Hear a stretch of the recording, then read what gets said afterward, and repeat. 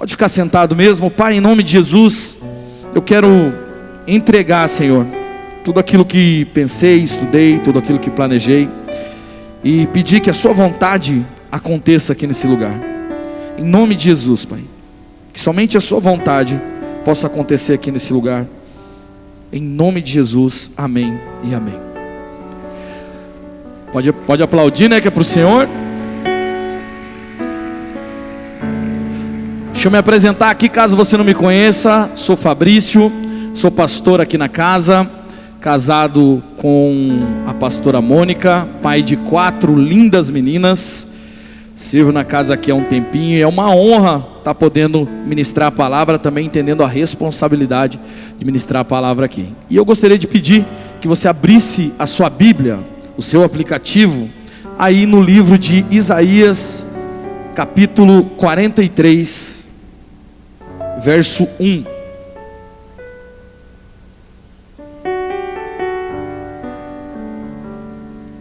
Isaías, capítulo 43, verso 1. Diz assim: todo mundo achou? Diz assim: mas agora assim diz o Senhor,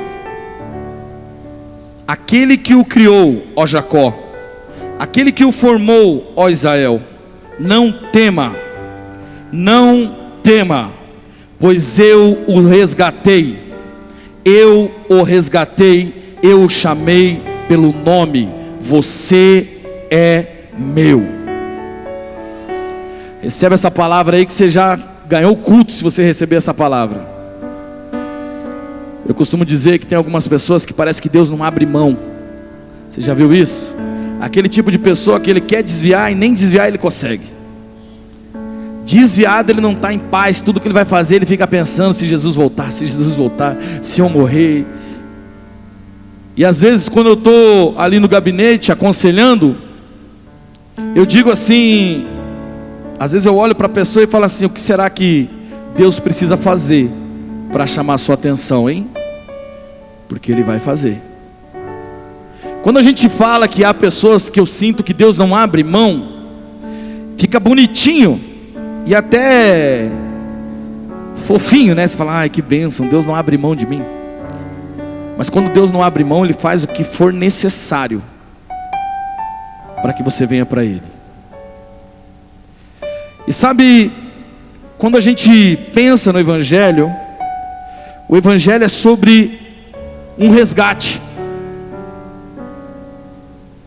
O Evangelho é um plano de resgate para a humanidade. E quando eu penso em resgate, eu penso em alguém que está em perigo, certo? Ou numa situação vulnerável, que pode acontecer qualquer coisa. Então essa pessoa não está em condições de sair desse lugar de vulnerabilidade ou de risco sozinha. Por isso, ela precisa que alguém venha resgatá-la. E essa noite, o Senhor veio te resgatar. Eu não sei qual é a sua história, eu não sei o que você tem passado, mas eu sei que o resgatador está aqui. Muitos sonhos foram perdidos, muitos projetos foram abandonados por conta de traumas, situações que você enfrentou na sua infância, na sua adolescência.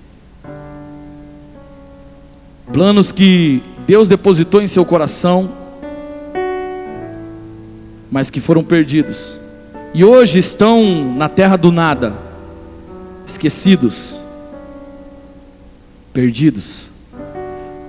Mas o Senhor também vem para resgatar esses sonhos, também vem resgatar esses projetos, porque Ele te chama pelo nome. Ele te conhece, Ele sabe quem você é. E por mais que tudo pareça perdido, Ele está dizendo: eu te chamo pelo teu nome, você é meu. E se você entende isso, então você entende que há um resgate em andamento. Eu não sei quantos de vocês já assistiram aqueles filmes que tem essas ações de resgate, e é tudo muito bem planejado, esquematizado, comunicação entre as equipes, eles fazem um reconhecimento, e aí vão para a execução. Eu gosto bastante de filme assim. Mas eu quero falar hoje sobre um outro resgate, uma história de um resgate, que eu tenho estado mergulhado, estudando, e que traz algumas lições, que nós podemos aprender. Um resgate que acontece lá no Velho Testamento. A Bíblia relata que Saul, que Deus levantou Saul como rei. Saul então é rei de Israel, o primeiro rei de Israel. Tinha tudo para entrar para a história eternizada com uma boa reputação, até que ele toma uma decisão errada, o Senhor o rejeita, e o Senhor unge outra pessoa, que é Davi. Mas Saul tinha um filho chamado Jonatas, e Jonatas virou amigo de Davi. E Jonatas também tinha um filho, e o nome desse filho era Mefibosete. Mefibosete é criado no palácio até os seus 5 anos de idade. Come do bom e do melhor. A sua ama ficava com ele para cima e para baixo. Bons tempos. Devia lembrar Mefibosete dos seus 5 anos. Mas eis que chega uma notícia. E essa notícia diz que o pai de Mefibosete havia morrido, e o vô de Mefibosete também havia morrido. Nós podemos confirmar essa história no segundo Salmos. Segundo Salmos é boa, né? Segundo Salmos, se você for procurar aí, meu irmão, 2 Samuel, capítulo 4, verso 4. O primeiro, se assim podemos dizer, relato de Mefibosete é aqui nessa história. Veja aqui: Jonatas, filho de Saul, tinha um filho aleijado dos pés. Ele tinha 5 anos de idade quando chegou a notícia de Jezeel que Saul e Jonatas haviam morrido. Sua ama o apanhou e fugiu, mas na pressa ela o deixou cair e ele ficou manco. Seu nome era Mefibosete. E desse versículo aqui eu tiro 3 grandes e importantes lições. E a primeira dela é: não se apresse. Quando você lê ali, tomando cuidado, e se você examina as escrituras, você vai descobrir que na verdade, quando Saul e Jonatas morrem, quem assume o trono não é logo Davi, mas é Isbosete, o irmão de Jonatas. Então, se você pensar um pouquinho, e se você analisar o texto, você vai ver que a ama de Mefibosete pega Mefibosete, porque era cultural da época, o rei que assumisse, querer matar os descendentes, para que não houvesse problema lá no futuro. Então o que a ama pensa? Como se fosse uma babá. Fala assim: eu preciso fugir daqui com essa criança, porque senão é perigoso ele morrer. Então o texto diz assim, que ela se apressa, apanhou e fugiu, mas na pressa ele caiu e ficou manco, ou ficou coxo, dependendo da tradução bíblica. Então ele ficou coxo porque houve a pressa, porque ela saiu com pressa. Mas se nós analisarmos a história bem certinha, a gente vai ver que ela não precisava ter toda essa pressa, porque demorou 2 anos depois que Saul e Jonas morreram, para que Davi herdasse o trono. E mais ainda, se nós formos pensar, se essa mulher tivesse uma conexão com Davi e perguntasse, ou conhecesse a história, ela ia saber que Davi não mataria Mefibosete. Mas diante daquela circunstância, e num zelo para tentar ajudar, para tentar resolver, ela pega essa criança e sai com pressa. Mas por conta da pressa essa criança cai, muito provavelmente quebrou os pés ou as pernas, eu creio que seja os pés, imaginando que ela estava com ele correndo, porque ela teve pressa. Mas talvez se eu chamasse ela aqui para dar um depoimento e fosse conversar com ela, ela teria 1000 motivos para falar assim: ó, pastor, na moral, cara, eu tinha que vazar. É melhor ele com a perna quebrada do que morto. Não sabia, qualquer hora podia chegar alguém. Eu estava zelando pela vida dele. Cá entre nós é uma boa justificativa. Mas se você é aquele tipo de pessoa que de repente, pelo zelo, acaba se apressando, eu tenho um versículo para te mostrar, que está lá em Provérbios 19, verso 2. Provérbios 19, verso 2. Diz assim: não é bom ter zelo sem conhecimento, nem ser precipitado e perder o caminho. A Bíblia está falando que não adianta você falar assim: não, pelo zelo, pelo cuidado, eu fui lá e fiz. Sem conhecimento, você pode se perder.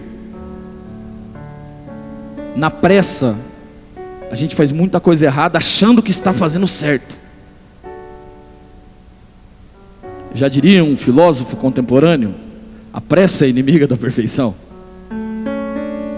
Então tome cuidado com as circunstâncias, com as coisas que ocorrem à sua volta. Antes de tomar uma decisão ou de fazer algo, procure obter conhecimento.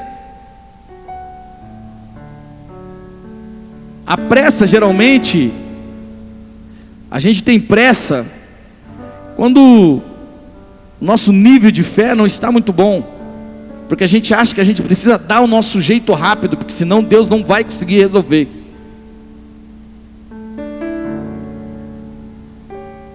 Alguém faz alguma coisa que é desagradável para você, e você na pressa acaba respondendo mal. Aí depois você descobre que na verdade aquilo que ela fez não era o que você pensou que era, e aquilo gerou um bololô todo. Depois para desembolar é difícil, porque você teve pressa. Provérbios 20, 22 diz assim: não diga, eu farei pagar o mal pelo mal que me fez. Espere pelo Senhor, e Ele dará vitória a você. Espere pelo Senhor. Há algumas personalidades, como nós bem sabemos, que elas gostam de agilizar a coisa, tem que fazer rápido, é prático, vai. Só que isso pode gerar muitos outros problemas. Então, querido, não se apresse. Aprenda a esperar no Senhor. Aprenda a esperar no Senhor. Exercite a paciência. E aí você fala: mas eu estou pedindo para Deus paciência. Pois é, é hora de exercitar. Quando você pede paciência, situações como essa vêm. Mas agora pense se essa mulher de repente, antes de sair correndo com a criança, ela para e pensa: não, peraí, vamos pensar. Quem que ficou no lugar de Saul? Esbozete. Ah, foi Esbozete? Entendi. Então vamos conversar, vamos procurar saber, vamos ganhar conhecimento antes de eu tomar essa decisão. A Bíblia relata que em 2 anos ficaram ali, e nesses 2 anos Davi começou a vencer. Vamos supor que ela não tenha conhecimento nenhum de quem é Davi, do caráter de Davi, mas ela teria 2 anos para fazer essa fuga mais tranquila. Mas porque ela teve pressa, gerou todo esse problema. E Mefibosete ficou coxo ou manco para o resto da sua vida. Então uma lição importante é: não tenha pressa. Uma outra lição que eu aprendo nesse versículo é: se cair, não basta levantar, você tem que arrumar o estrago realizado na queda. Às vezes nós falamos assim: tem gente que cai, que se arrebenta e fica caído, que é uma grande maioria. E nós, como pastores, líderes, estamos ali para falar: levanta, cara, caíra do homem, levantar é de Deus, levanta, prossegue, precisa prosseguir, vamos lá. Mas às vezes nós esquecemos de falar assim: cara, você caiu, precisa consertar o que você derrubou é a hora que você estava caindo. Não é só levantar e prosseguir. Biblicamente, pensando agora aqui em Mefibosete, Mefibosete cai, muito provavelmente deve ter quebrado os pés.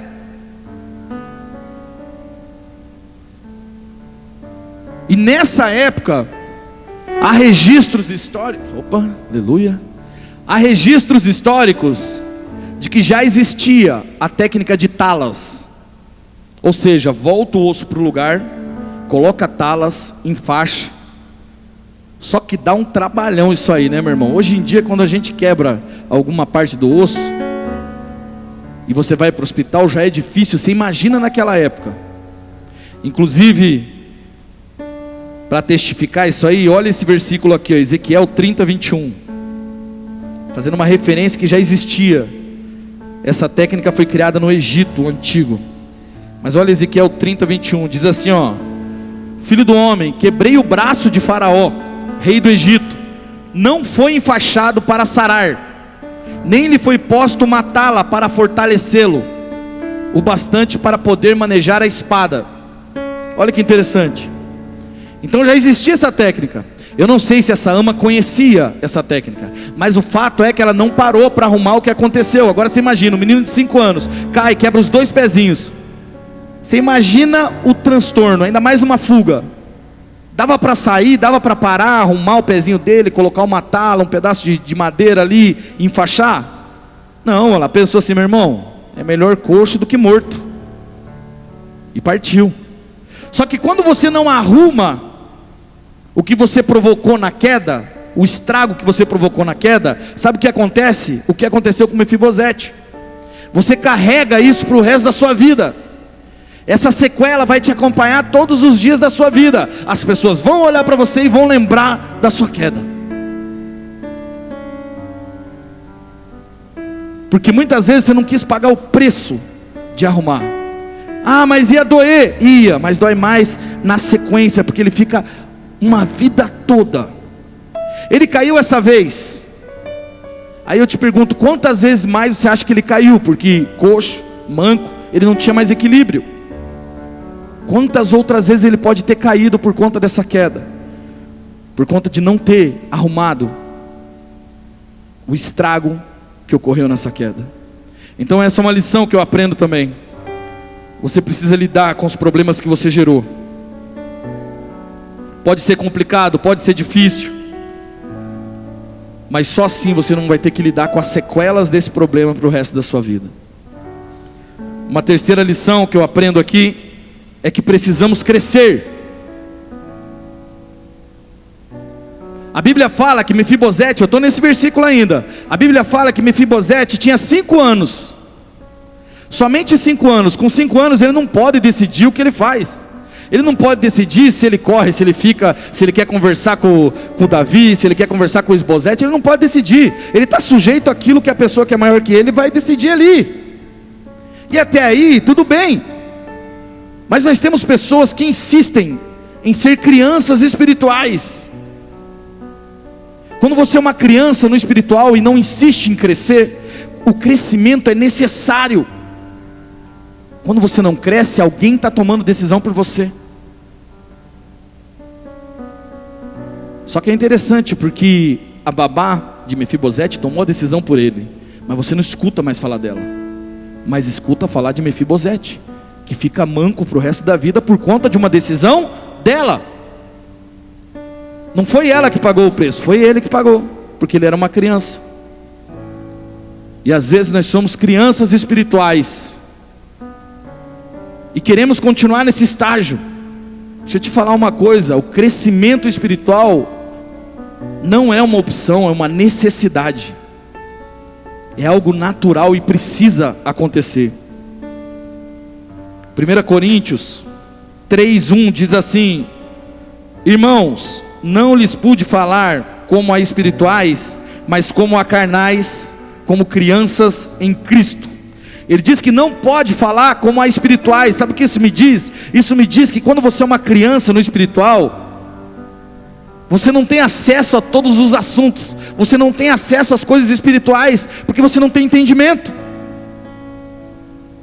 Mas ser criança, de certa forma, vê se você nunca falou ou nunca ouviu. Você olha para uma criança e fala assim: ah, que maravilha, não sabe como é bom ser criança, não precisa pagar boleto, não tem a fatura do cartão, ai que maravilha. Isso é um lado, mas o outro lado é que tem sempre alguém decidindo por ela, e ela vai arcar com a consequência dessa decisão. Olha para o seu irmão do lado e diga: precisamos crescer.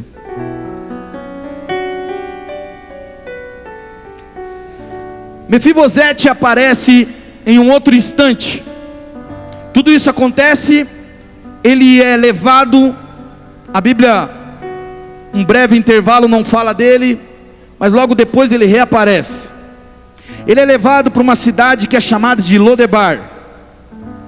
A palavra Lodebar significa cidade sem pasto. Era uma cidade improdutiva, uma cidade que não tinha assim o seu glamour. As pessoas não gostavam muito de Lodebar, era considerada uma cidade improdutiva. Mas ele se esconde, ele está lá, crescendo naquele lar, naquele lugar, um lugar improdutivo. Agora você imagine comigo, era um menino que aos 5 anos era filho de Saul, era filho do rei, tinha acesso a muita coisa, só que agora ele está crescendo num lugar improdutivo, num lugar muito pobre. De repente aconteceu alguma coisa, virou uma chave na vida desse menino, e ele cresce nesse ambiente, o que é muito triste. 2 Samuel capítulo 9, do 8 ao 9, diz assim: Mefibosete, pode segurar, segura um pouquinho esse texto aqui, adiantei, esqueci de falar uma coisinha aqui antes. Então acontece toda essa situação. Agora ele está em Lodebar, uma cidade que não é produtiva, cresce ali, agora ele já é adulto. Davi já estabeleceu o seu trono, e Davi fala assim, no capítulo 9 ele diz assim: ei, tem alguém aí da família de Saul, para que eu possa usar de bondade, para que eu possa honrar a aliança que eu fiz com Jonatas? E alguém orienta, fala assim: olha, tem um tal de Ziba, que era servo de Saul e tal, chama ele. Aí Davi chama ele, ele vem. Saul diz assim, Davi fala assim: Ziba, você conhece alguém da família de Saul, que ainda esteja vivo?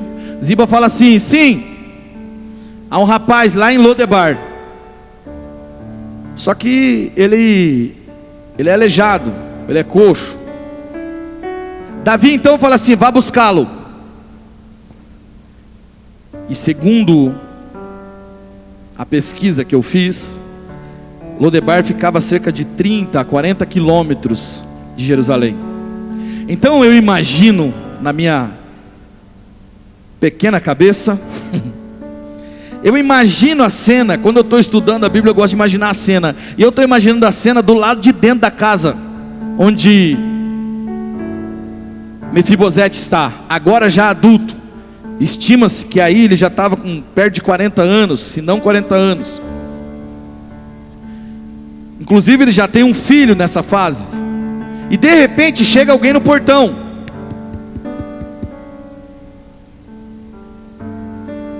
Estou conjecturando aqui só para você entender melhor a história, tá? E de repente, imagina a criança olhando e fala assim: papai, tem alguém no portão. E de repente Mefibosete, com dificuldade de locomoção, olha e percebe que é alguém da parte do rei, sei lá. E aí Ziba fala assim: Mefibosete, o rei quer te ver. E eu imagino o desespero de Mefibosete, porque ele era o herdeiro de Saul, o único vivo. E a cultura era que os caras matavam esses descendentes. Então ele pensa assim: cara, mas eu fiquei tanto tempo aqui, nunca me acharam, e agora, bem agora. E a Bíblia relata que Ziba então leva Mefibosete para ir ter com Davi. E eu gosto de imaginar a cena. Eu não sei se eles foram de carroça, montado em algum animal, mas com certeza tiveram que carregar. E eu fico pensando na cabeça de Mefibosete nesse caminho. Cara, o que vai acontecer? O que será que vai se passar? Eu imagino o coração angustiado dele, sem saber o que pode acontecer. E a Bíblia relata que ele chega diante do rei. E aí eu quero te levar para esse versículo, 2 Samuel capítulo 9,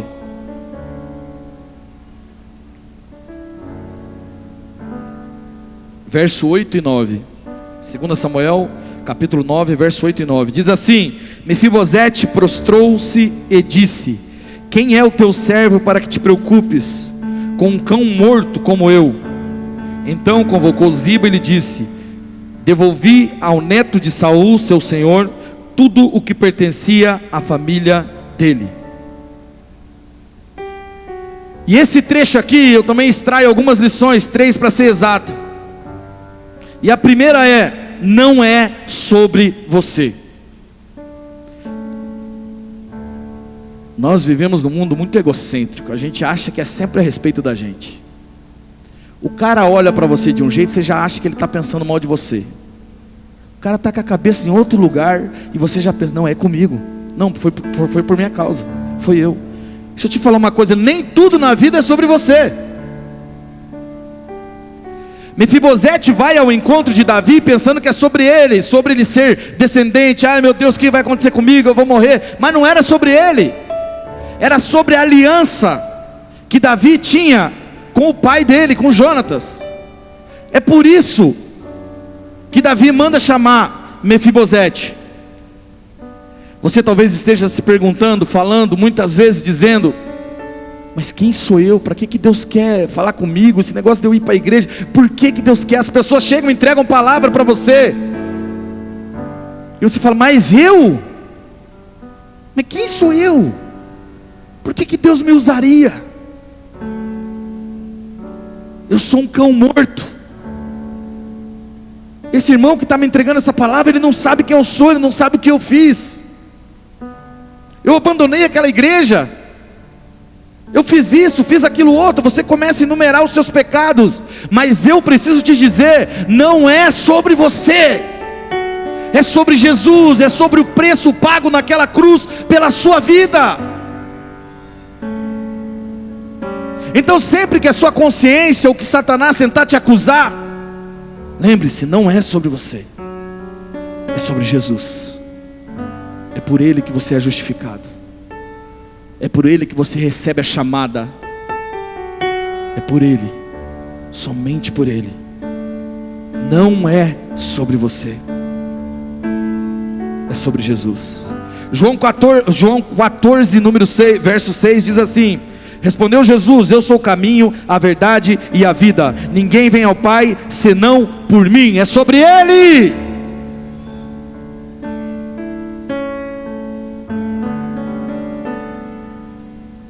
Colossenses capítulo 1, verso 15 ao 17 diz assim: Ele é a imagem de Deus invisível, o primogênito de toda a criação, pois nele foram criadas todas as coisas no céu e na terra, as visíveis e invisíveis, sejam tronos ou soberanias, poderes ou autoridades. Todas as coisas foram criadas por Ele e para Ele. Ele é antes de todas as coisas e nele tudo subsiste. É sobre Ele. Quando Satanás vier falar ao seu ouvido, você vai dizer: é sobre Ele. Quando alguém vier apontar na sua cara o seu pecado, você vai dizer: é sobre Ele. Foi Ele que te escolheu, foi Ele que mandou Ziba e te chamar. E talvez você fique apreensivo, com medo, falando: meu Deus, o que vai ser de mim na igreja? Eu me lembro de uma vez que eu estava desviado, voltando da balada, eu e minha esposa brigamos, a gente não era casado ainda. E aí falamos: vamos terminar. pela 108ª vez. E aí ela falou assim: tá bom, mas então ora por mim. Oi?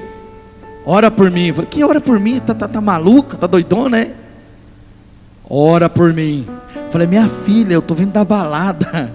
Como é que eu vou orar por você? Eu não me sinto nem... Como é que eu vou orar? E ela insistiu tanto que eu orei.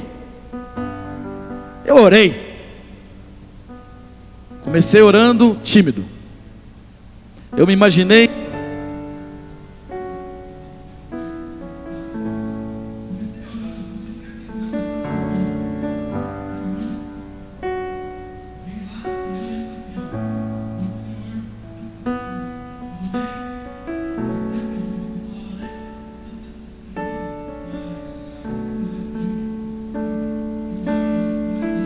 Oi, pediu para me orar.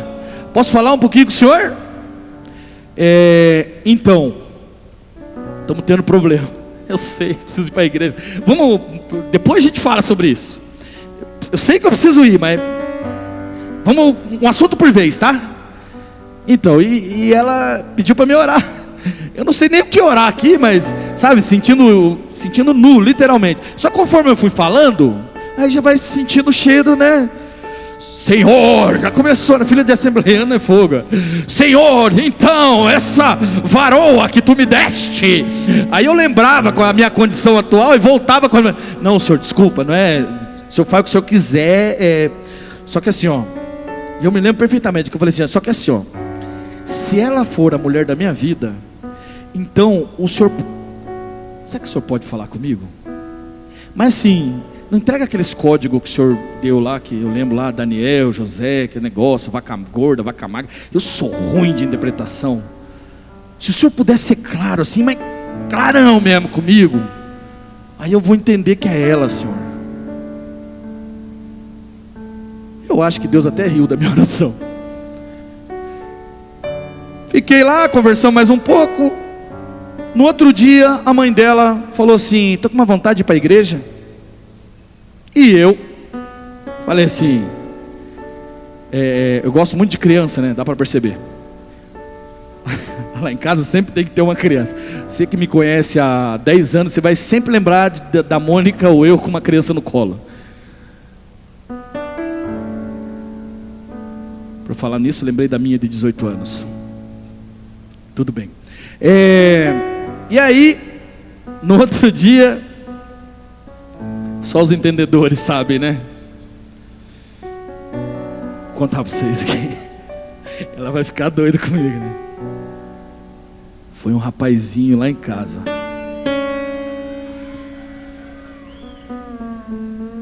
Seu Fabrício. Rapaz do céu, chegou a minha vez. E o nome do abençoado é Fabrício. Corintiano. Vai, Corinthians, alguma coisa de bom, né? Por que eu estou entrando nesse assunto, meu Deus? Acho que só para expor minha filha aqui mesmo. Deixa eu voltar. Cadeira, Gabizinha, é uma benção, viu, filha? Isso é uma benção. Fica na linha aqui, ó. E aí, no outro dia, a minha sogra falou assim, ó, quero ir para a igreja. Aí eu falei assim, vamos com ela, que daí eu fico segurando o neném e tal, não sei o quê. E fomos para a igreja. E aí, eu, filho de mulher do joelho roxo de oração, já sabia que a hora que eu entrasse na igreja, o profeta ia vir e falar assim, ó, se tu não voltar, ei, é o último dia da tua vida. Eu já pensava isso, eu falava, rapaz, se eu entrar, vai... Aí eu ficava procurando a igreja, sabe como é que é? Não posso falar, né? Não posso falar o nome. Eu falei, vou entrar numa igreja que não tenha muitas essas coisas, né? Aí eu vi lá uma placa, mas ela não estava aparecendo o nome inteiro, estava só aparecendo o nome. Jesus, me ajuda a me segurar aqui. O nome da igreja assim, mas tinha mais alguma coisa escrita embaixo, mas eu não consegui ler. Eu falei, tudo bem, essa igreja aí não vai ter manifestação de dom, essas paradas, então vamos lá. Aí eu falei, minha sogra, essa aqui mesmo. Ela só queria ir numa igreja. Era Deus, né? Entrei. Na hora que eu entrei, eu falei, é cilada, Bino. É cilada. O pastor, eu falei, catar o quê, cara? Onde você não pode, você está aqui nessa igreja, cara. O que você está fazendo isso aí? eu vou denunciar. Cara, e o cara falava e me olhava daquele jeito assim, ó. Eu falei, meu irmão, é hoje. Não é hoje, o cara vai descer marchando. Já pensei. Falei, não, hoje eu tô lascado, meu irmão. E de repente eu pensei, eu vou pegar a Tainá, que era minha sobrinha, que era neném, vou meter o migué e falei, eu vou ali brincar com ela e fico lá fora esperando, porque vai dar ruim isso aqui pra mim. Filho de crente, sabe como é que é. Cara, na hora que eu pensei nisso, ele falou, para tudo! Eu falei, eu já estava, eu me rendo. Para tudo, porque Deus está mandando entregar uma palavra. Eu falei, não pode, nessa igreja não tem esse negócio de entregar a palavra. Você não pode vir entregar a palavra. E ele vem de lá marchando, meu irmão. Rapaz, parecia que tinha fogo na boca, tinha fogo nos olhos. Sabe aquela fogo nos olhos? Eu não imaginava, era eu ali. Ele vindo no corredor, não tinha essa música, mas cabia muito bem. Tem fogo nos olhos, eu não imaginava. Era lindo porque não era você. Meu irmão, já imaginei ele puxando a capivara toda. Você fez isso, aquilo outro. Falei, acabou pra mim, rapaz. A minha perna tremia, sem brincadeira nenhuma, gente. Minha perna fazia assim, ó. Tremia de verdade, não é brincadeira não. E de repente ele chegou pertinho de mim e falou assim, ó. Na madrugada pediste para eu confirmar se ela era a tua esposa, a mulher da tua vida. Eu estou dizendo, ela é a mulher da sua vida.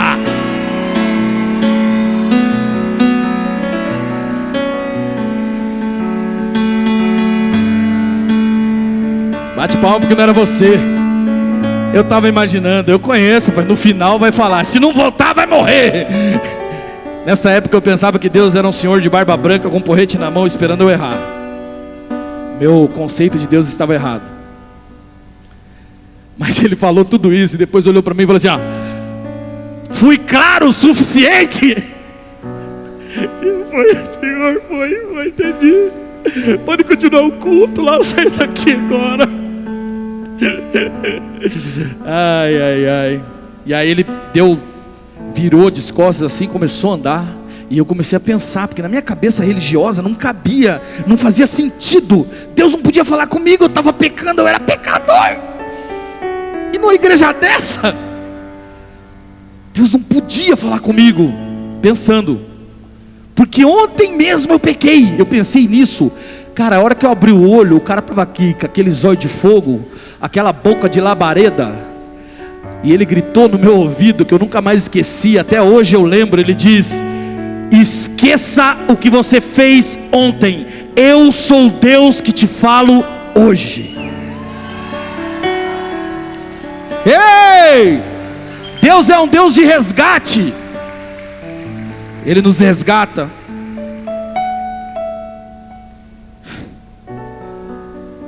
Não era sobre mim, era sobre Ele. Sempre foi sobre Ele. E eu pensando, mas por que Ele falou comigo? Não faz sentido. Eu estou cheio de pecado, pecaminoso. Não era sobre mim, era sobre os planos dEle. Deixa eu te falar, não é sobre você não, lindão. Você é lindo, linda, lindona. Mas não é sobre você. É sobre os planos dEle para a sua vida. Mefibosete, então, está na presença do rei. O rei restitui tudo. Fala assim, ó, vou restituir todos os bens. Tudo volta a ser seu.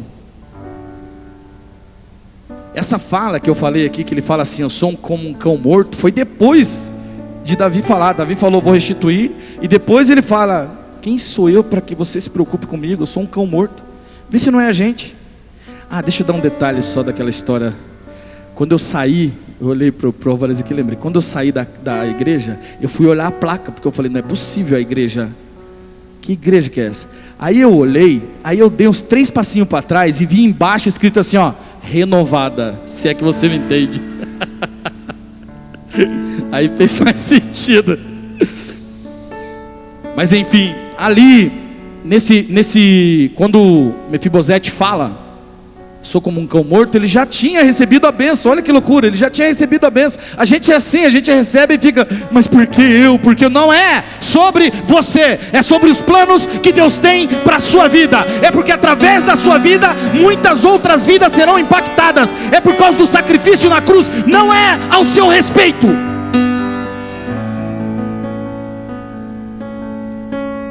Segundo Samuel capítulo 9,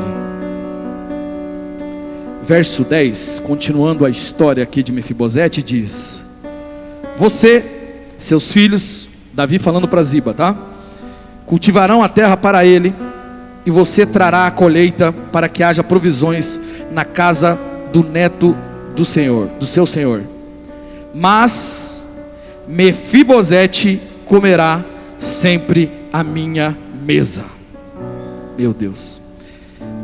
Mas Mefibosete comerá sempre à minha mesa. Ziba tinha 15 filhos, bastante filho, né, Ziba? E 20 servos, não tinha televisão nessa época. Agora veja o que acontece aqui. Mefibosete, aos 5 anos, neto de Saul, criado com o bom e do melhor. De repente uma chave vira, ele vai para Lodebar, cresce num lugar inóspito, num lugar ruim. Ele tinha tudo para ser uma pessoa que reclama da vida, porque a vida dele virou de um jeito, ficou muito zoada a vida dele. Ele cresceu em Lodebar, mas de repente o rei chama ele, o resgate começa a acontecer.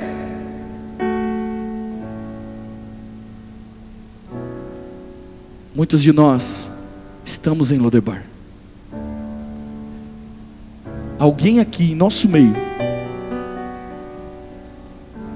está em Lodebar.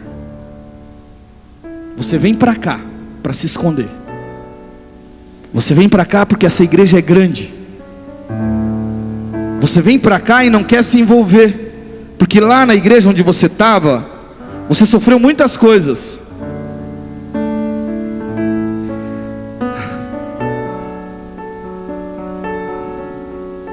E você é filho ou filha de pastor. Você viu muitas coisas acontecerem. Você cresceu num reino encantado, onde a igreja era linda e maravilhosa, mas quando começou a pegar uma idade, começou a ver tudo o que acontecia naquele lugar. E hoje é como se você vivesse em Lodebar. Você sabe que tem um chamado aí dentro. Você sabe que tem coisas para fazer, mas fica com medo de se envolver. Mas nessa noite, em nome do Senhor Jesus eu te digo, você está sendo chamado para sentar à mesa do rei. O tempo de Lodebar está acabando. O tempo de crescer e viver num lugar improdutivo está acabando. Ele te chama para sentar à mesa. E isso aqui é a representação da graça, porque a graça traz os indignos para a mesa. A graça tem o poder de trazer os indignos para a mesa. Você é indigno, eu sou indigno, mas o Senhor, aqui representado por Davi, manda nos buscar em Lodebar. Ele não esqueceu de você. Então Ele manda que alguém vá buscar você em Lodebar, e Ele restitui tudo aquilo que você perdeu. E mais que isso, Ele diz: você vai assentar à minha mesa.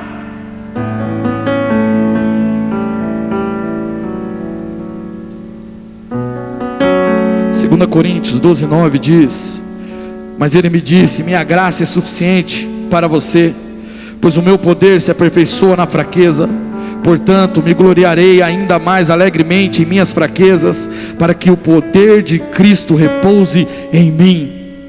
Amados, isso é graça. Deus te chamar para a mesa é graça. O rei te chamar para se assentar à mesa é graça. A mesa é um lugar onde todos ficam igual. Você já percebeu? Você pode ser o tamanho que for, a hora que você senta à mesa, fica todo mundo sentadinho ali.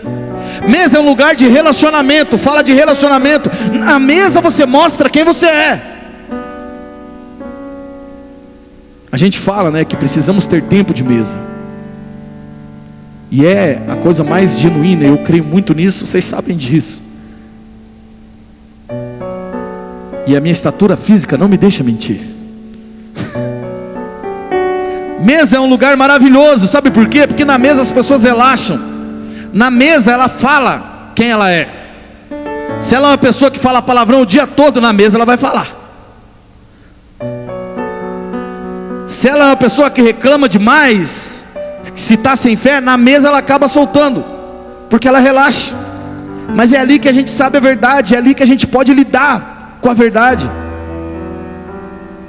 E eu gosto de imaginar, porque pense na seguinte cena: está Davi sentado com seus filhos, e de repente vem Mefibosete. Mefibosete, por problema na sua mobilidade, vem se arrastando, e eles devem ouvir o barulho, né? Ah, lá vem Mefibosete. E talvez, quem sabe, até atrase o café, o almoço, sei lá, porque Mefibosete chega daquele jeito. Mas é interessante que Mefibosete, em nenhum momento, assentado à mesa do rei, nós não vemos nenhuma descrição, e se tivesse, provavelmente falaria. Você não vê Mefibosete pensando assim: olha, eu deveria estar nesse lugar aí que está o rei, eu sou descendente de Saul. Ele não pensa nisso. Ele não olha para a pessoa que está na frente dele, quem sabe Absalão, filho de Davi, a saber, provavelmente estava nessa mesa também. Provavelmente também estava nessa mesa Aminon, também filho de Davi. Também essa mesa provavelmente estava Tamar, filhos legítimos. Mas ele não olha e diz assim: olha, Absalão, a hora que você sair da mesa, alguém me manda um WhatsApp, porque eu não vou com a sua cara. Ele não faz isso porque ele sabe quem ele é. Mas às vezes a gente vê esse tipo de coisa na igreja. Eu não vou naquela célula porque eu não gosto muito de fulano. Olha, eu quero servir, mas não quero servir na escala de fulano, porque eu não vou muito com a cara de ciclano. Faz igual Mefibosete, dá uma olhadinha para os seus pés. Olha de onde você veio. Lembre-se de onde você veio. Ah, mas eu não gosto de ciclano. Não, cara, da onde Deus te tirou? Será que da onde Deus te tirou te dá a condição de se achar mais do que o seu irmão? Eu fico imaginando Mefibosete.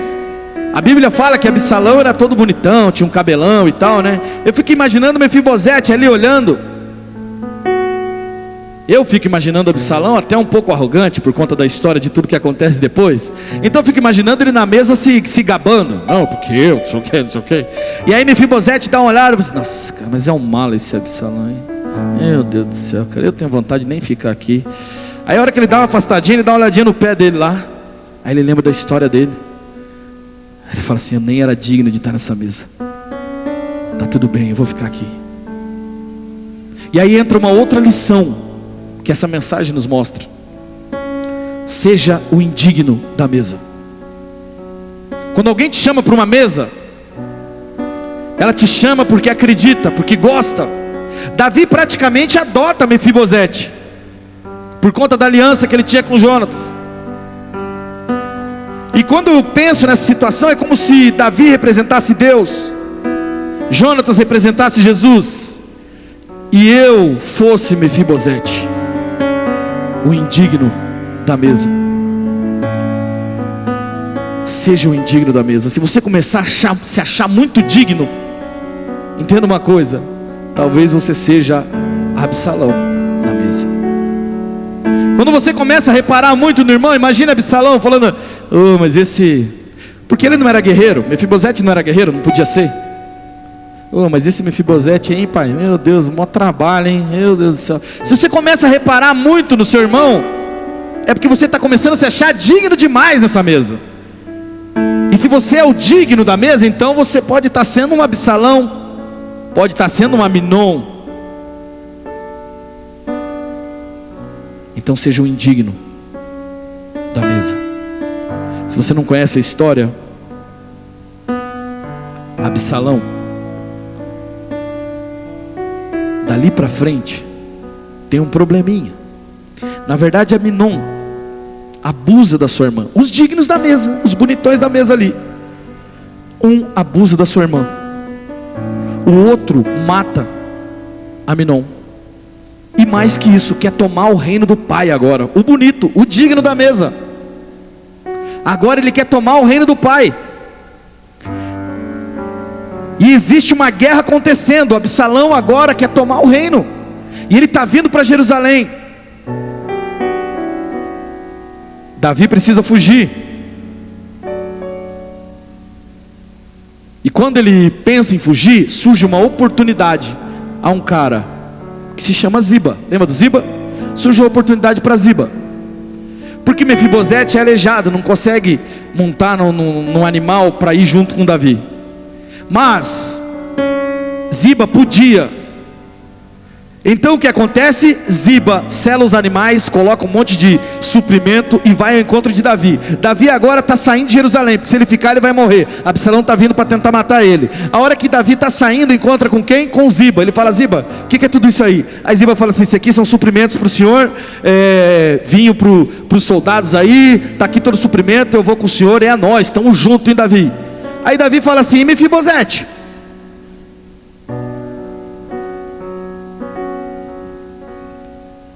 Vamos lá, 2 Samuel capítulo 16, versos 3 e 4. O rei então perguntou: onde está Mefibosete, neto do seu senhor? Respondeu-lhe Ziba: ele ficou em Jerusalém, pois acredita que os israelitas lhe restituirão o seu reino, o reino do seu avô. Então o rei disse a Ziba: tudo que pertencia a Mefibosete agora é seu. Humildemente me prostro, diz Ziba o falciano, que o rei meu senhor agrade-se de mim.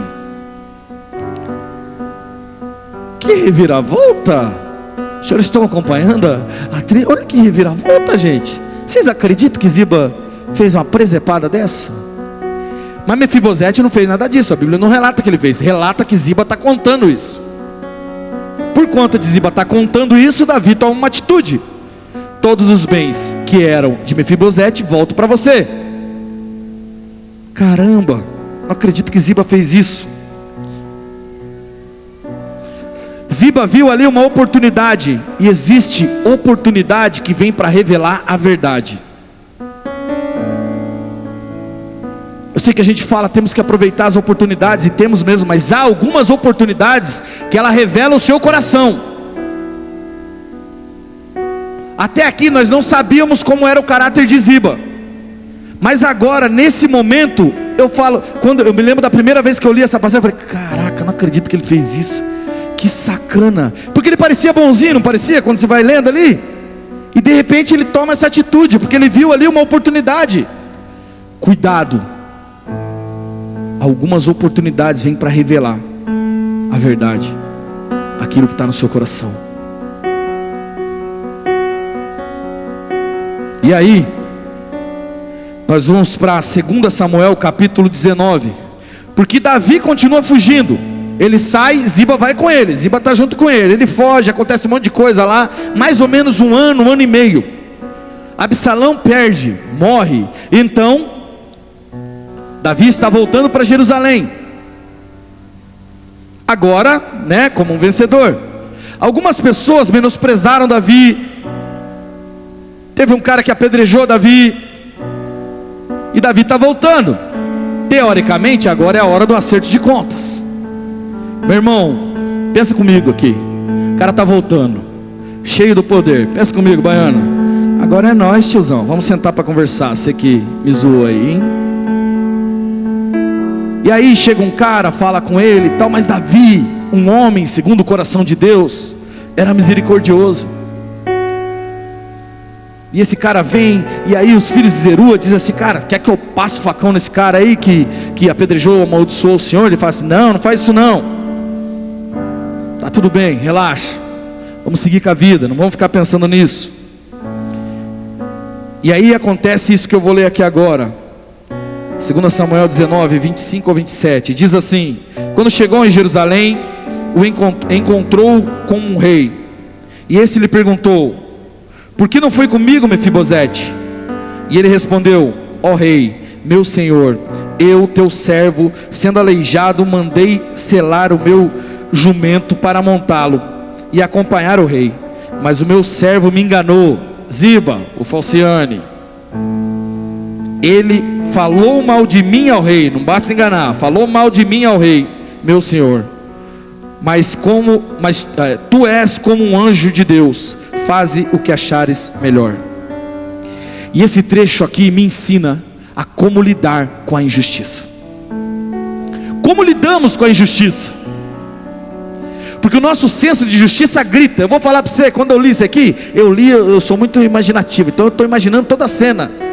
Eu queria entrar e dar uma voadora no Ziba. Acredito que o cara fez isso, cara, que pilantra, X9, sacana, cara, não acredito. No nosso senso de justiça, e como lidar com injustiça? Porque eu e você estamos suscetíveis a isso. Nós vamos viver injustiças. Não adianta achar, não, o mundo não é cor-de-rosa, você sabe disso. E talvez você já esteja vivendo, talvez você já viveu, quem sabe está vivendo uma injustiça. E Mefibosete me ensina a como lidar com a injustiça. Só para você entender, ali, naquele momento, a vida de Mefibosete podia ir por água abaixo. Por quê? Se Davi não acredita nele, Davi fala assim, cara, faz esse cara aí, já era. Não dá nem tempo de explicar. Então, se você observar a fala de Mefibosete, no final da fala, ele explica o que aconteceu, mas no final da fala ele diz assim, ó, faze como o Senhor bem quiser. Tá tudo bem, do jeito que você decidir. Se quiser me matar, tá tudo bem. Aí você vai falar, nossa pastor, mas peraí, vou lidar com a injustiça desse jeito?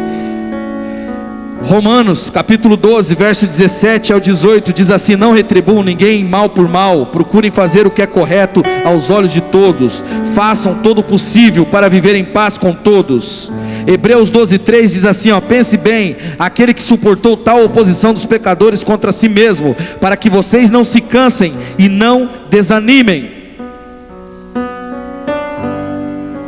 O verso 28 de 2 Samuel, capítulo 19, diz assim, um versículo que marcou a minha vida, eu espero que marque a sua também. Quando você olhar e pensar assim, eu não estou, cara, não está sendo justo isso que está acontecendo comigo.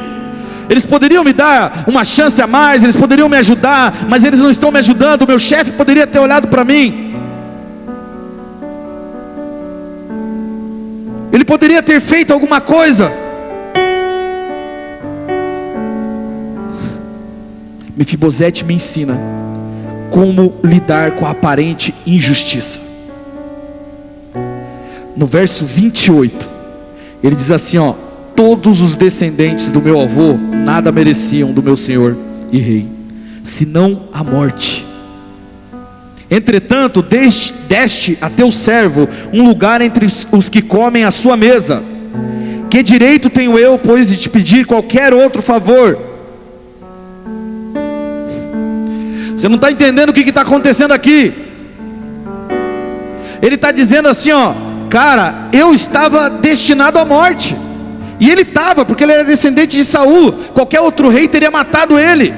E ele está reconhecendo isso. Às vezes, quando nós estamos no Evangelho, a gente precisa lembrar de onde o Senhor nos tirou. Você e eu estávamos destinados à morte eterna. Você e eu estávamos destinados, por conta do pecado, a irmos para o inferno. Mas o Senhor nos livrou. Ele nos tirou desse lugar e nos trouxe para a mesa. E você às vezes se perguntando, por que isso está acontecendo comigo? Por que eu não ganhei aquele aumento? Por que isso? Por que aquilo? Um jeito de lidar com a injustiça é reconhecer quem você é, da onde Deus te tirou. E mais que isso, é confiar no seu Senhor. Ele conviveu tanto tempo com Davi, que eu creio, na minha interpretação, eu creio que ele conhecia o coração de Davi. Ele sabia que Davi não mataria ele ali. Na minha leitura especulativa, quero deixar bem claro, Mas ele estava à mesa com Davi todos os dias. Ele via como Davi resolvia as coisas. Então ele não tem problema. Ele diz assim: meu Senhor, faz o que você quiser. Eu era digno de morte, e o Senhor me trouxe para a mesa. Um coração grato te ensina a lidar com a injustiça. Um coração grato faz você olhar os pontos bons. Um coração grato te ajuda a olhar para o seu Senhor com gratidão, sabendo que o que Ele decidir vai ser o melhor. E uma última lição que eu aprendo com esse episódio, com esse resgate lindo e maravilhoso que acontece com Mefibosete, é que Mefibosete sabia o que realmente importava. Levante-se do seu lugar.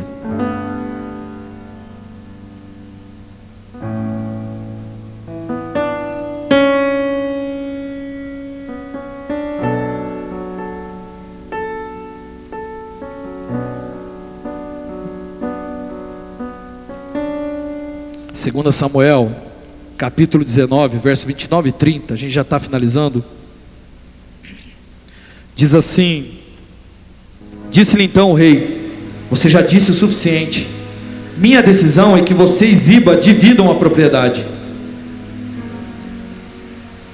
Você está entendendo o que está acontecendo aqui? Ziba, o cara que fez toda aquela tramóia, e Davi está dizendo assim, ó: dividam. Fica metade para você e metade para Ziba. Você e eu, talvez, nos colocando no lugar de Mefibosete, diríamos o seguinte: isso não é justo. Ele aprontou para mim, ele armou, tudo isso foi armado, Davi. Como assim divida?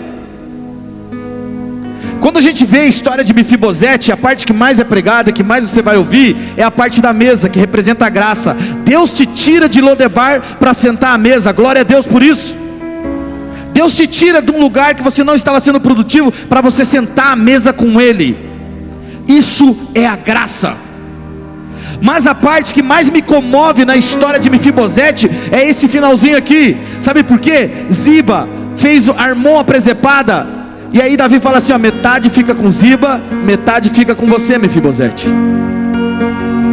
E Mefibosete, ao invés de reclamar, ao invés de falar assim: pô, Davi, mas peraí, o cara me sacaneou. Eu fui dar uma pesquisada a respeito, e alguns historiadores acreditam que Davi estava muito cansado, por isso ele tomou essa decisão. Outros acreditam que Davi não sabia se devia acreditar em Mefibosete ou não. Eu tenho a minha própria concepção.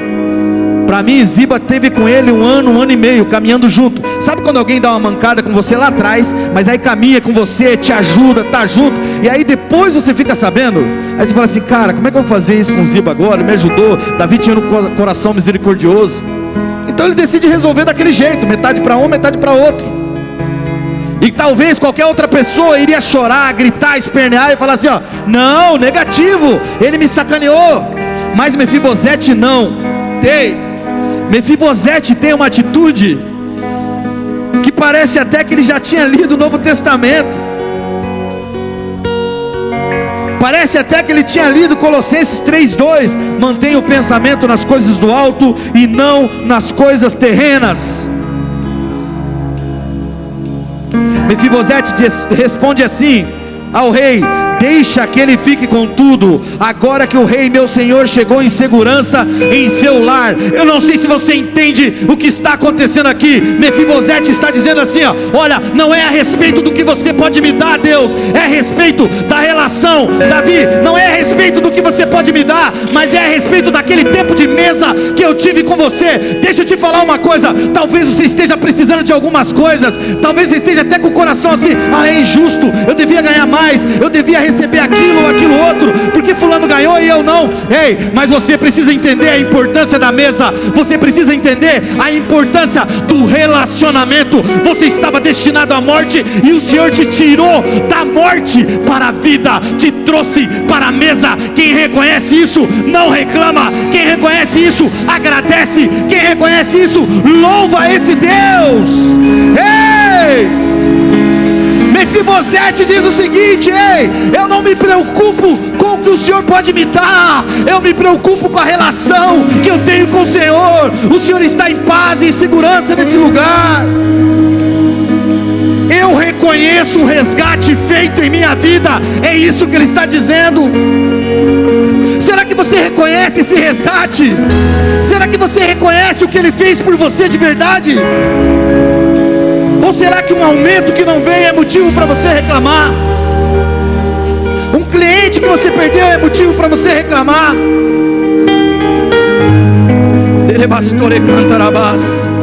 Às vezes é difícil porque nós vivemos numa sociedade consumista. Nós vivemos numa sociedade que você vale o que você tem.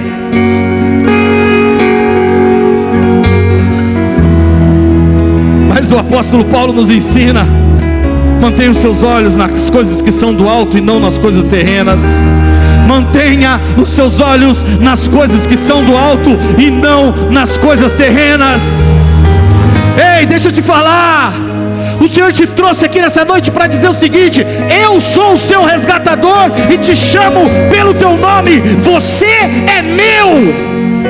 Não importa o que aconteça nesse processo, o final é esse: você é meu, você é meu. Eu não abro mão de você. Eu te tiro de Lodebar e te trago para a mesa. Mas você precisa reconhecer a importância de estar na mesa. Você precisa reconhecer a importância do seu relacionamento com Deus. E só tem um jeito disso acontecer: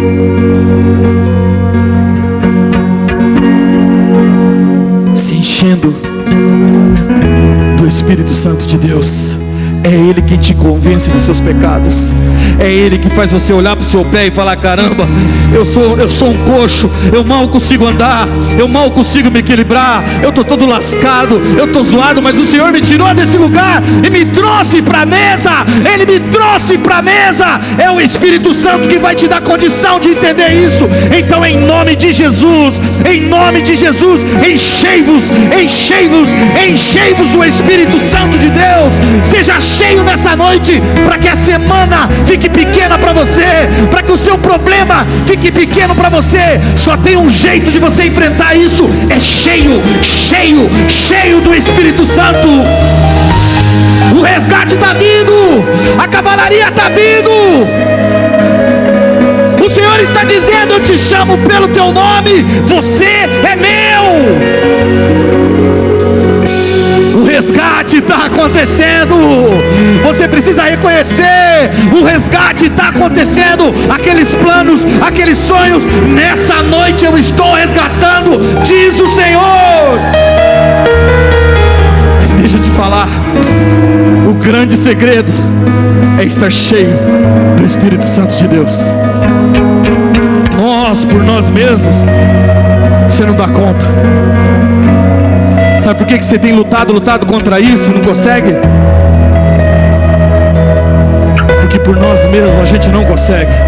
Tem que estar cheio. Eu tenho falei na internet essa semana: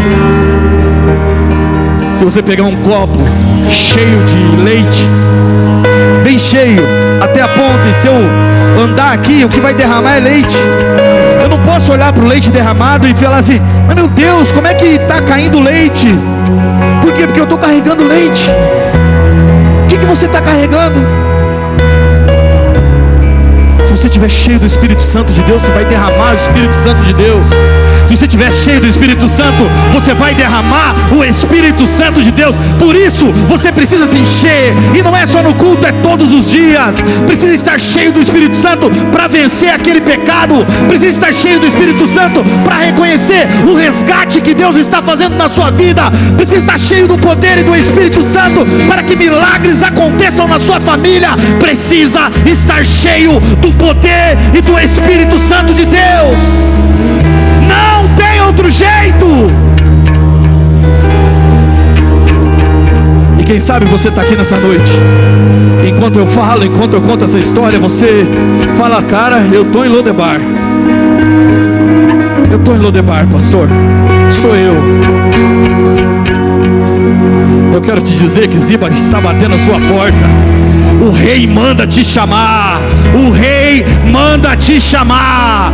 Vai virar. Aquilo que era improdutivo vai passar a ser produtivo. Ei, o Senhor está te resgatando. O Senhor está te trazendo para a mesa. Mas para que isso aconteça, amado, você precisa aceitar. Sabe quando Mefibosete vai até Davi, eu penso que ele ficou com medo. Eu penso que talvez ele pensou: eu não estou preparado para isso. E talvez hoje você esteja aqui falando isso: eu não estou preparado para aceitar Jesus. Eu já sei onde ele vai com essa conversa. O pastor vai pedir para aceitar Jesus, vai pedir para voltar para Jesus, mas eu não estou preparado. Se você quiser sair de Lodebar, vai precisar aceitar o convite do Senhor para sentar à mesa. O preço já foi pago. O seu lugar à mesa está separado. E talvez no começo você esteja com medo, mas eu lhe garanto que se você passar e começar a vir para a mesa, se você começar a sentar à mesa, se você começar a se relacionar com Ele, vai chegar um tempo que você não vai se importar com o que você ganha. Vai chegar um tempo que você não vai se importar com os bens. Você não vai se importar com a injustiça. Você não vai se importar se ele devia ou não devia ter feito aquilo, se ela devia ou não devia ter te largado. Você não vai se importar com isso, porque o seu relacionamento com Ele vai ser a primeira coisa, vai ser a coisa mais importante da sua vida, assim como era para Mefibosete, porque o resgate está chegando, porque o resgate está chegando. E então eu preciso fazer uma pergunta para você, e eu quero ser enfático com você. Eu quero te dizer, aí na sua casa, você que está assistindo na internet, ou aqui, será que você está pronto para sair de Lodebar? Será que você está pronto para ser resgatado? Porque às vezes o resgate chega, mas você não quer ir. Você gostou de Lodebar. Você se acostumou com Lodebar. Você está acostumado. Fica com medo. Você fala: mas eu vou para a presença do rei? Quem sou eu? Eu sou como um cão morto. Talvez você esteja falando. Mas o Senhor está te chamando para sentar à mesa. O Senhor está te chamando para sentar à mesa. E eu vou fazer uma pergunta aqui. E se você levantar a sua mão, eu quero deixar bem claro para você. Você está dizendo assim, quando você levantar a sua mão: eu estou entregando a minha vida total e completamente ao Senhor Jesus. Eu passo a ser dele. Já não é mais você, já não são mais suas decisões. Você passa a ser inteiramente dele. Se quiser sentar na mesa, vai ter que ser assim. E Ele está te convidando nessa noite. E talvez você esteja aqui afastado dos caminhos do Senhor. Deus o sabe. E essa mensagem falou com o Senhor: ei, o resgate está chegando. Há resgate acontecendo aqui nessa noite. Há resgate de sonhos, de projetos. Há resgate de planos, de casamentos. Mas você precisa aceitá-lo como seu Senhor, como único e suficiente Senhor. Então eu quero te fazer essa pergunta. Se você está aqui em nosso meio, ou quem sabe aí na internet, e quer aceitar Jesus como seu Senhor, ou quer voltar para Jesus, e eu preciso te dizer, isso é uma escolha. Você tem o poder de escolha. Quando você levanta a mão, você está dizendo: eu escolho ser governado por Ele. Eu escolho aceitar esse resgate. Mas quando você não levanta a sua mão, se você ainda não aceitou Jesus, você está dizendo assim: ó, ei, eu prefiro ficar com o meu opressor. Eu prefiro ficar com aquele que tem me oprimido, com o meu sequestrador. Eu prefiro ficar com aquele que tem tornado a minha vida cada vez mais escura. E essa escolha é sua. Existem dois reinos: o reino de luz e de trevas, quer você acredite ou não. E aqui você tem a oportunidade de fazer parte do reino de luz. A oportunidade de aceitar o resgate. Sabe quando você vê, sabe naqueles filmes, ou quem sabe você já passou por alguma situação em que o resgate chegou, aquele alívio, você vê e fala assim: chegou, a cavalaria chegou, agora sim eu estou salvo. sobre isso. Então, eu quero te fazer essa pergunta. Você quer aceitar Jesus como seu Senhor? Se você quer, levante a sua mão bem alto e confesse isso publicamente. Levante a sua mão bem alto se você aceita Jesus. Glória a Deus, glória a Deus, glória a Deus, glória a Deus. Louvado seja o Senhor. Há resgate acontecendo aqui nessa noite. Há muitos resgates acontecendo aqui nessa noite. O Senhor te viu, o Senhor te viu. Ei, tarabaçou.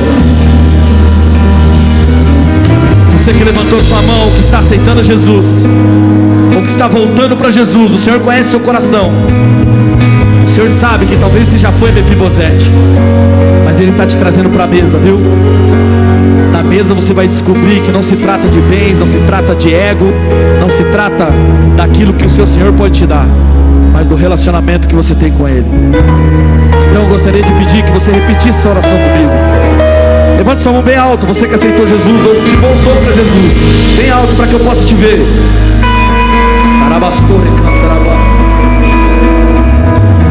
Olha quantas pessoas, eu vou ter que contar, não vai ter jeito. Nós temos 1, 2, 3, 4, 5, 6, 7, 8, 9, 10, 11, 12, 13, 14, 15, 16, 17, 18, 19, 20, 21, 22, 23, 24, 24, deixa eu ver desse lado aqui, levanta sua mão bem alto. 24, deixa eu ver aqui, 25, 26, 27, 28, 29, 30, 31, 32, 33, 34, 35, 36, 37 pessoas, 37 pessoas, 37 pessoas aceitando a Jesus nesse lugar, 37 pessoas voltando para Jesus, voltando para a mesa do Rei. Ei, esse é o maior milagre de todos. Ei! Repete essa oração comigo, repete essa oração comigo. Eu não fiz a oração ainda, fiz não, né? Repete essa oração comigo. Me empolgo, meu Deus. Repita assim, ó: Senhor Jesus, Senhor Jesus, eu entrego a minha vida em suas mãos. Eu quero seguir a sua vontade. Então escreve o meu nome no livro da vida. E me permita seguir as suas direções. Sentar à mesa contigo todos os dias.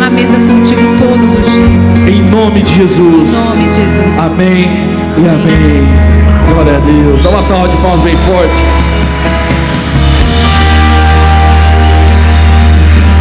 Eu quero fazer uma oração para finalizar. Mas eu quero te convidar. Se você fez essa oração, eu quero te convidar para que a gente possa te acompanhar um pouco mais de perto. E ali na lateral nós temos os nossos irmãos do Boas-Vindas, irmãos e irmãs ali do Boas-Vindas. Então eu quero suplicar para você, vai lá no final, deixa teu nome, teu telefone, a gente quer te ajudar nesses primeiros passos. A gente quer estar à mesa junto com você. Então passa lá, deixa o seu nome, deixa o seu telefone, e a gente vai te ajudar nessa caminhada em nome de Jesus.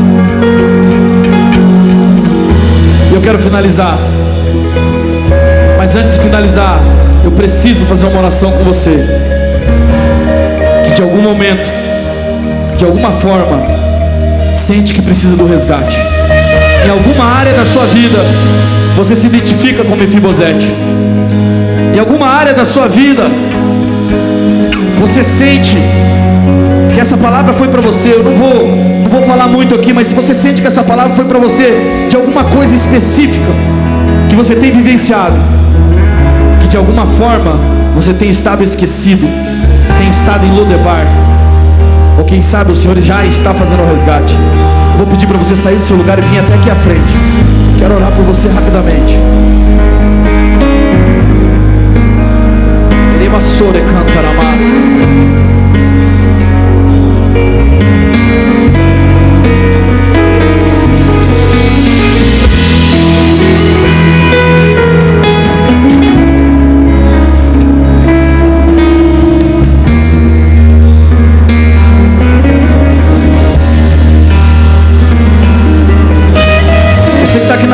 um passinho mais para frente, se puder dar 2. Eu quero te dizer que você não está sozinho. Eu quero te dizer que o resgate chegou. Eu quero te dizer que o Senhor te chama para sentar à mesa. Eu quero te dizer que Ele nunca esqueceu de você.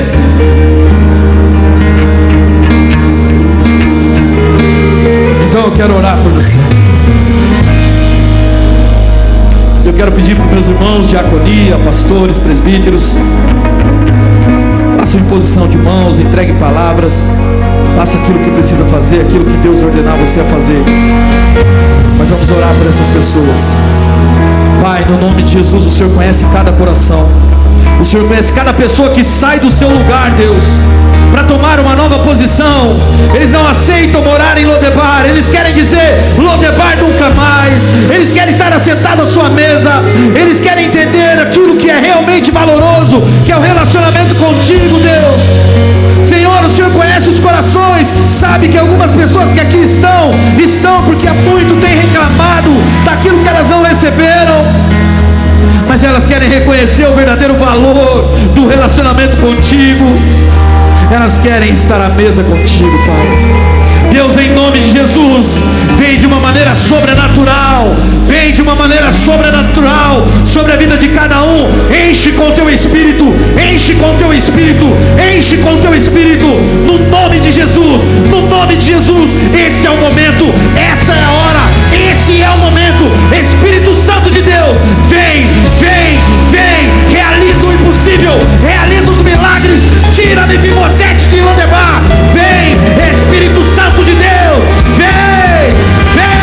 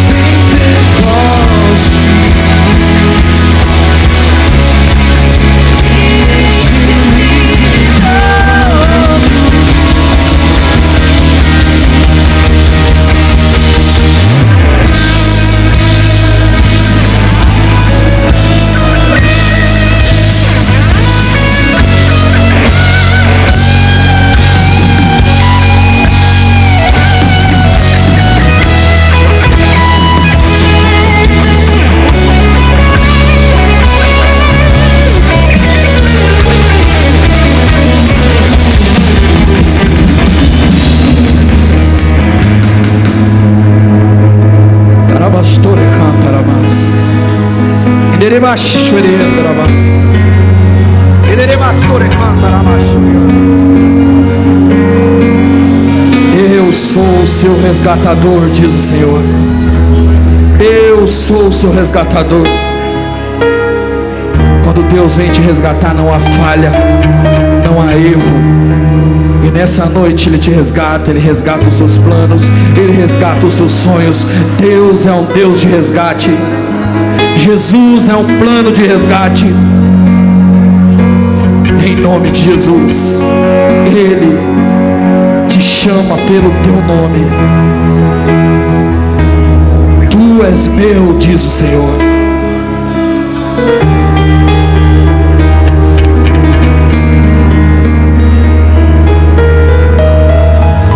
O Senhor me fala de alguém aqui, que você vai sair daqui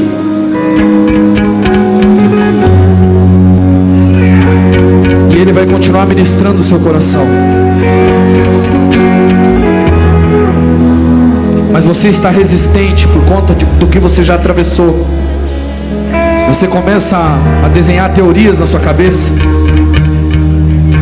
achando que isso ou que aquilo, se colocando em cima de uma soberba muitas vezes espiritual. Mas o Senhor pede para que você olhe em volta e reconheça: você tem estado em Lodebar, e Ele quer te levar para a mesa.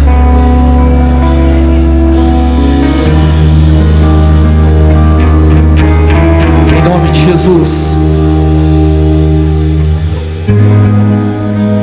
que você possa reconhecer que a coisa mais importante que você pode ter é a presença dEle. Que a coisa mais importante que você pode ter é estar à mesa com Ele. Que você saia daqui, mas entenda que você pode assentar à mesa com Ele amanhã, no seu café da manhã. Que você reconheça quem Ele é. E que quando a injustiça bater a sua porta, você possa dizer: Senhor, eu era digno de morte. Eu e minha casa, os meus familiares éramos dignos de morte, mas o Senhor nos trouxe para sentar à mesa contigo. Faz o que bem entender. Em nome de Jesus. Oremos todos. Pai nosso que estás nos céus, santificado seja o teu nome.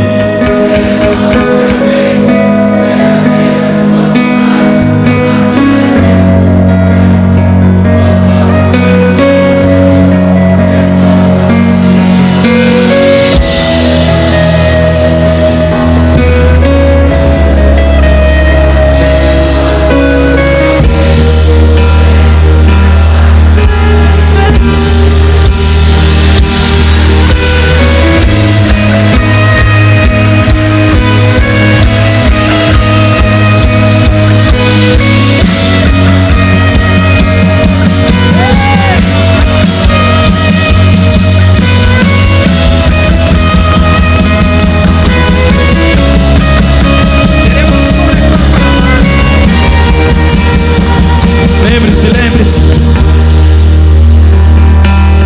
eu não sou digno. Quando eu estudo a vida de Mefibosete, eu me vejo em Mefibosete.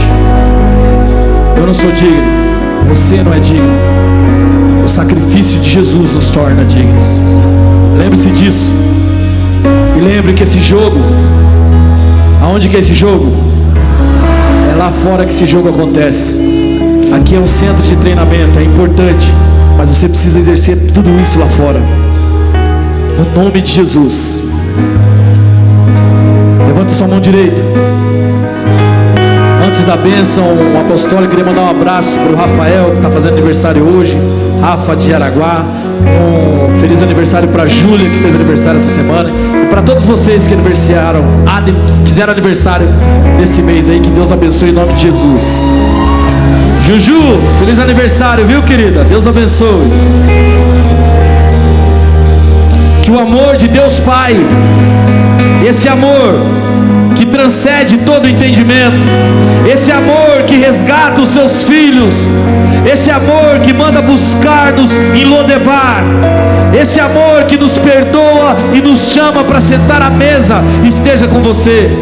Que a graça do Senhor Jesus esteja te conduzindo, e que a consolação do Espírito Santo de Deus esteja te fortalecendo todos os dias nessa terra. No nome de Jesus, amém e amém.